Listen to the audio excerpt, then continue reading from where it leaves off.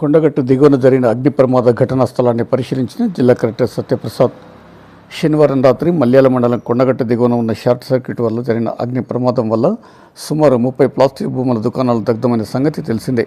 ఈ సందర్భంలో జిల్లా కలెక్టర్ సత్యప్రసాద్ ఆదివారం ఉదయం 10:30 గంటల ప్రాంతంలో ఘటనా స్థలానికి వెళ్లి ప్రత్యక్షంగా పరిశీలించారు. ప్రమాదానికి జరిగిన కారణాలను స్థానికులను అడిగి తెలుసుకున్నారు.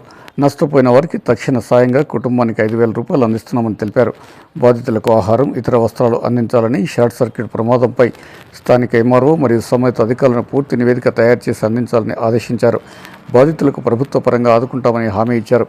కలెక్టర్ వెంట ఆర్డీఓ మధుసూదన్, ఎంఆర్ఓ, విద్యుత్ శాఖ అధికారులు మరియు తదితరులు ఉన్నారు.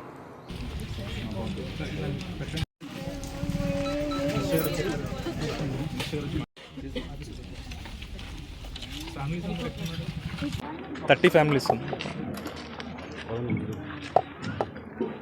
నమస్కారం. మనము నిన్న నైట్ 11 o'clockకి ఇక్కడ పాసిబుల్ షార్ట్ సర్క్యూట్ ద్వారా కూడా మనకి ఫైర్ వచ్చింది అనేది మనకి కంప్లైంట్ అనేది రావడం జరిగింది. 11:14కి మనకి ఫస్ట్ కాల్ అనేది రావడం జరిగింది. సో ఇవన్నీ కూడా ఈ అరౌండ్ 30 సంబంధించిన షాప్స్ అండ్ 3 ఏదైతే షాప్స్ ప్లస్ హౌసెస్ ఉన్న కాంబినేషన్ ఉన్నవి కంప్లీట్గా దగ్ధమయ్యాయి.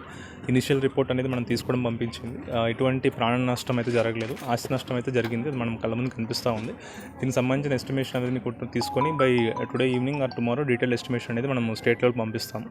ఇనీషియల్లీ మనకి అరౌండ్ 30 ఫ్యామిలీస్ ఎఫెక్ట్ అయ్యాయి అనేది మనకి ప్రిలిమినరీ రిపోర్ట్ ఉంది. 30 ఫ్యామిలీస్ సంబంధించి కూడా మనకి లోకల్ రిప్రజెంటేటివ్స్ ప్రామిస్ చేసినట్టుగా కూడా initially 20,000 from administration side and around 8,000 from ఈ జియో మనకి ఉంది, disaster management GO. So around 28,000 to 30,000 అనేది మనం ఇనిషియల్లీ అనేది ఇవ్వడం జరుగుతుంది. ఆల్రెడీ మనకి మినిస్టర్ గారు కూడా వచ్చి మాట్లాడారు. అందరూ కూడా బాధ్యతలతో కూడా మాట్లాడడం జరిగింది.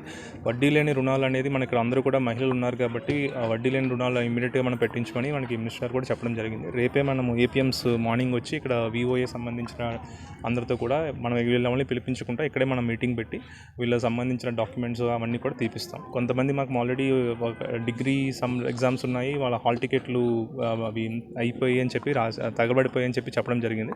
ఆల్రెడీ మన ఎస్కేఎన్ఆర్ ప్రిన్సిపల్తో కూడా మాట్లాడడం జరిగింది. ఎవరో 2 పిల్లలు అని చెప్పారు. 2 పిల్లలు కూడా రేపు ఎగ్జామ్స్ రాసుకోవచ్చు.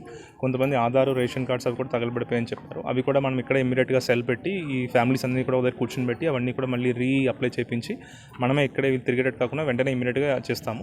ఈ కొన్ని డాక్యుమెంట్స్ ఏవో కూడా అవి అయిపోయాయని అవి ఫైర్ బర్న్ అయిపోయాయని చెప్పడం జరిగింది. ఆ సంబంధించిన కొన్ని డాక్యుమెంట్స్ మనకి క్లారిటీగా ఇస్తే మనం ఏం చేయాలి, ఎందుకంటే మాకు బేసిక్ ఆధార్ సంబంధించినవి అండ్ ఇవి చెప్పారు. అవి ల్యాండ్ డాక్యుమెంట్స్, హౌస్ డాక్యుమెంట్స్ అని కొంతమంది చెప్పడం జరిగింది. అవి ఏమైనా ఉంటే కూడా ఇమీడియట్గా మనం ఏం చేయాలనేది ఇమీడియట్గా రేపు మార్నింగ్ ఇక్కడే మనం సెల్ పెట్టి అవి ఏమైనా చేయగలిగితే డెఫినెట్లీ కూడా మేము చేస్తాము. మనకి around 2 hours to 2.5 hours time పట్టిందని చెప్పి ఫైర్ ఆఫీసర్స్ కూడా మనకి రిపోర్ట్ ఇవ్వడం జరిగింది. సో దీనికి సంబంధించి ఇలాంటి మళ్ళీ జరగకుండా ఉండేట్టుగా మనం ఎలక్ట్రిసిటీ డిపార్ట్మెంట్ కూడా చెప్పడం జరిగింది. ఈ షార్ట్ సర్క్యూట్ లోపల ఇంటర్నల్ వైరింగ్ దాంట్లో స్టార్ట్ అయిందని చెప్తా ఉన్నారు. ఒకవేళ డీటెయిల్ రిపోర్ట్ ఏమైనా ఇస్తే ఏమైనా ఫ్యూచర్లో మళ్ళీ ఇంకా ఆడిట్ చేసి ఇలాంటి జరగకుండా ఉండేట్టుగా మనం చర్యలు తీసుకుంటాం. Thank you.